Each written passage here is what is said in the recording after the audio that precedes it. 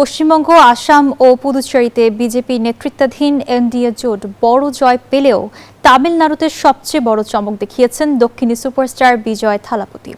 প্রথম নির্বাচনে তার দল টিভিকে একক বৃহত্তম শক্তি হলেও ম্যাজিক ফিগার 118 ছুঁতে না পারায় এখন সরকার গঠনের মূল চাবিকাঠি জোটের সমীকরণে। অভিনেতা থেকে রাজনীতিবিদ দুই দিকেই দারুণ সাফল্য।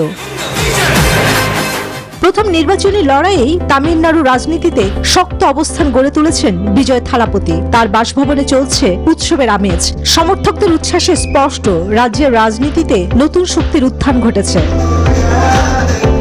একক ওদের স্বপ্ন পূরণে পাশে থাকতে পেরে আমরা গর্বিত।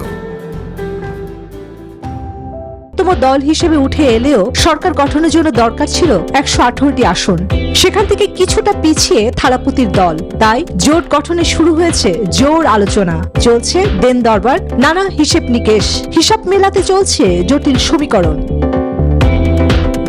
কংগ্রেস ও পিএমকে টিভিকে সমর্থন দিতে ইতিবাচক বলেই জানা গেছে। তবে বিনিময়ে দুই দলই চেয়েছে মন্ত্রিসভায় অংশীদারিত্ব। অন্যদিকে বাম দলগুলো পরিস্থিতি পর্যবেক্ষণে রেখে নিজেদের কৌশল নির্ধারণ করছে। ফলে তামিলনাড়ুর রাজনৈতিক ময়দানে এখন কংগ্রেস ও পিএমকে সম্ভাব্য কিং মেকার। আগামী কয়েকদিনের মধ্যে স্পষ্ট হবে মুখ্যমন্ত্রী চেয়ারে বসতে বিজয় কাদের সঙ্গে হাত মেলাচ্ছেন। প্রথমবারের নির্বাচনে বিজয়ের এই সাফল্য শুধু তারকা জনপ্রিয়তার প্রতিফলন নয়, বরং ডিএমকের দীর্ঘদিনের শক্ত ঘাঁটিতেও বড় ধাক্কা। পেরাম্বুর ও ত্রিচি ইস্ট দুই আসনেই জয় পেয়েছেন তিনি। এমনকি চেন্নাইয়ের মতো গুরুত্বপূর্ণ এলাকাতেও টিভিকের শক্ত অবস্থান নতুন রাজনৈতিক বার্তা দিচ্ছে।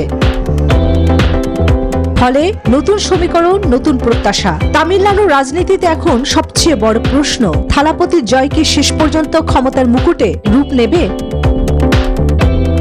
চন্দ্রানী চন্দ্রা, নিউজ 24।